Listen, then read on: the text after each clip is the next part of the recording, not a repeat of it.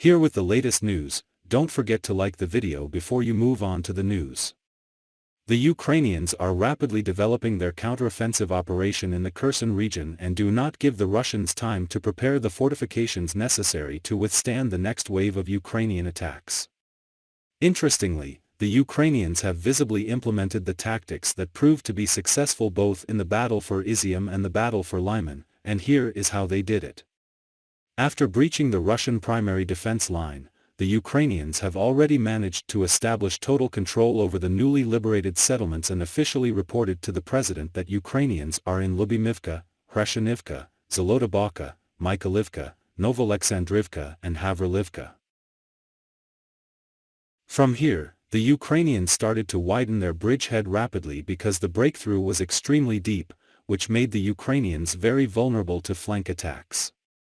Obviously, the Russians could not conduct this flank attack immediately because a lot of things were also happening in the north, which allowed the Ukrainians to use this buffer and expand 10 kilometers west from the Dnipro River.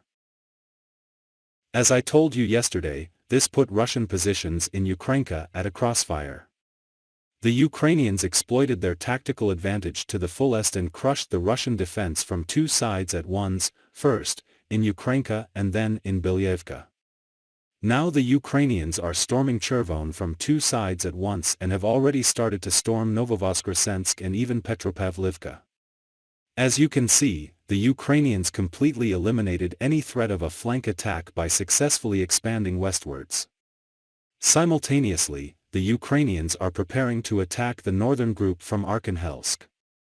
Russian sources suggest that the Ukrainians are planning to launch their attack in the direction of Novodmitrivka, from where they can immobilize by their attacks Russian troops in Velika Oleksandrivka, simultaneously moving eastwards. This mirrors their tactics in the Dudchany direction and fits the conditions perfectly well. Unfortunately, not every attack went according to plan. Ukrainian attack on Dudchany has stalled. Heavy rain has started, which significantly reduced the room for maneuvering heavily armored vehicles. This is an especially big problem for the ground that is so close to the river. As you can see, the water from the Kakhovka reservoir goes tens of kilometers deep into the region, which affects the terrain. Once the rain stopped, the Russians reportedly engaged their aviation and put an end to the Ukrainian attack on Dudchany. So far, it looks like it is true. The Ukrainians were probably forced to pull back to the small towns behind to wait until the ground dries out a bit because, as of now, they can mainly use tanks on the roads, which makes these tanks an easy target. In anticipation of the Ukrainian attack on Davydiv Brid, the Russians started to shell heavily every settlement located on the bridgehead but had to stop due to the rain.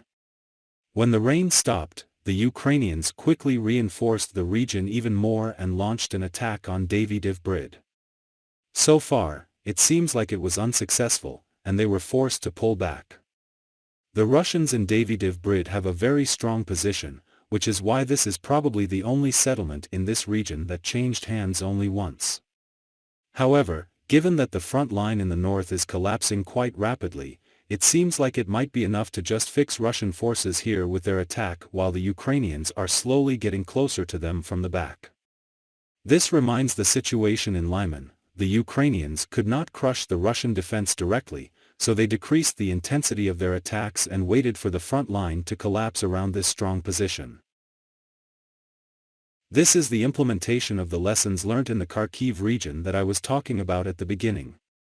In the Dudchany direction, Ukrainian tactics resemble a quick breakthrough and expansion that we saw in the battle for Izium, while the fights on the Inhulets bridgehead resemble the battle for Lyman. Don't forget to subscribe to our channel for more breaking news.